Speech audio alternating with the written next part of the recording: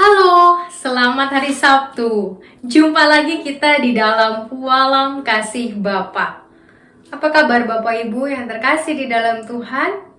Saya sungguh berharap kita semua berada di dalam keadaan yang bersuka cita. Karena hati yang gembira adalah obat. Jangan biarkan kita patah semangat walaupun pandemi belum 100% berakhir. Bapak Ibu, hari ini saya mau bersama-sama mengajak kita untuk mengingat bagaimana kita harus hidup di tengah PPKM yang sudah mulai dilonggarkan. Tentu dalam hati dan pikiran kita sudah mulai muncul berbagai macam rencana. Seperti lagu Doraemon yang dulu sering sekali menjadi tontonan favorit dari anak-anak Bapak Ibu, termasuk juga mungkin tontonan favorit Bapak Ibu sekalian. Aku ingin begini, aku ingin begitu, ingin ini, ingin itu, banyak sekali. Siapa yang tidak ingin segera Indonesia keluar dari pandemi berkepanjangan? Tidak ada. Tapi kita ketika mulai melihat segala sesuatu dilonggarkan, kita sudah muncul beragam ekspektasi dan harapan. Sayangnya, harapan kita sebagai manusia belum tentu sejalan dengan harapan Tuhan. Harapan kita sebagai manusia untuk pergi ke sana, pergi ke sini, ingin ini, ingin itu, banyak sekali, belum tentu direstui oleh Tuhan, belum tentu sejalan dengan apa yang Tuhan inginkan. Dan ketika kita lalai, maka pilihan-pilihan kita karena keinginan kita yang sudah kepengen banget deh, udah 1,5 tahun lebih gitu ya, pengen melakukan ini dan itu, kok nggak bisa sekarang, mumpung. Ketika kita bilang mumpung dan kita melakukan itu karena didorong oleh rasa mumpung kita dan gak tahan kita, gak sabar kita ini, jangan-jangan pilihan kita itu akan membawa kita pada hal-hal yang lebih buruk. Jadi Bapak Ibu sekalian, hari ini kita akan bersama-sama menemukan 3 hal yang perlu kita ingat dalam kehidupan kita menjalani new normal setelah PPKM level 4 ini diberlakukan. Pertama apa? Pertama, fokus di dalam kehendak Tuhan. Ibrani 12 ayatnya yang kedua mengatakan, marilah kita melakukannya dengan mata yang tertuju kepada Yesus yang memimpin kita dalam iman dan yang membawa iman kita itu kepada kesempurnaan, yang dengan mengabaikan kehinaan tekun memikul salib ganti sukacita yang disediakan bagi Dia yang sekarang duduk di sebelah kanan tahta Allah. Kedengarannya klise ya, fokus pada kehendak Tuhan, fokus pada kehendak Yesus, tapi dalam pelaksanaannya ternyata sulit sekali loh. Kenapa? Karena keinginan kita kadang-kadang lebih mendorong kita untuk mengambil pilihan. Karenanya Bapak Ibu sekalian, mari kita doakan. Andai kata sekarang dalam benak dan hati kita sudah mulai punya rencana untuk melakukan aktivitas-aktivitas di luar, termasuk liburan. Nah, sebentar lagi kita juga akan masuk ke liburan sekolah, libur Natal, Tahun Baru dalam beberapa pekan ke depan. Jadi, mari kita bawa dalam doa.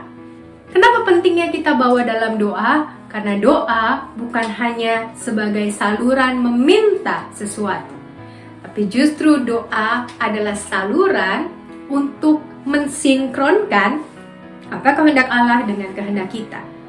Jadi bertanyalah di dalam doa, apakah pilihan yang akan saya buat ini untuk diri saya maupun keluarga saya adalah pilihan yang tepat untuk saat ini, atau pilihan yang penuh dengan resiko? Minta saran dari Tuhan, minta petunjuk dari Tuhan, minta arahan dari Tuhan, sehingga kita tidak menyesal hanya karena kita memilih akibat dorongan keinginan yang sudah terbendung lama. Yang kedua adalah firman Tuhan mengingatkan kita di dalam 1 Korintus 9 ayat 26. Mari kita membukanya. 1 Korintus 9 ayat 26 mengatakan demikian. Sebab itu aku tidak berlari tanpa tujuan dan aku bukan petinju yang sembarangan saja memukul. Tetapi aku melatih tubuhku dan menguasai seluruhnya supaya sesudah memberitakan Injil kepada orang lain jangan aku sendiri ditolak. Kita perlu latihan. Setelah kita mengalami PPKM 2 bulan untuk pergi keluar dan ke tempat umum, kita butuh latihan lagi. Kita butuh menghadapi new normal setelah PPKM. Kadang-kadang kita merasa bahwa segala sesuatu sudah baik-baik saja. Ingat, kita tidak kebal virus. Vaksinasi yang kita terima tidak membuat kita kebal virus. Vaksinasi yang kita terima mungkin akan menurunkan gejala-gejala yang akan kita alami ketika kita terkena virus COVID-19. Karenanya kita tetap harus melatih diri kita sedemikian rupa. Kita harus betul-betul memperhatikan bagaimana kita hidup dan bagaimana kita beraktivitas di luar rumah. Sehingga PPKM yang dilonggarkan ini tidak membawa kepada kita tsunami susulan dari pandemi COVID-19.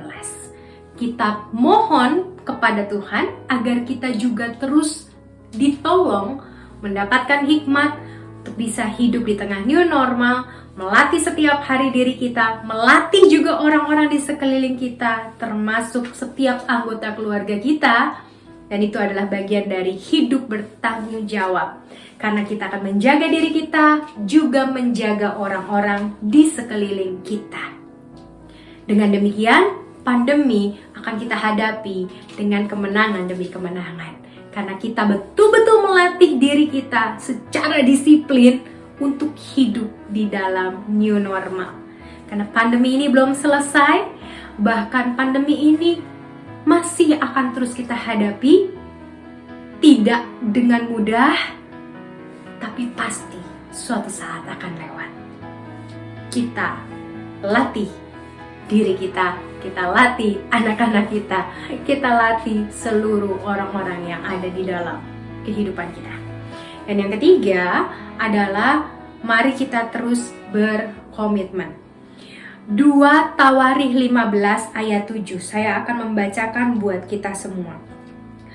2 Tawarikh 15 ayat 7.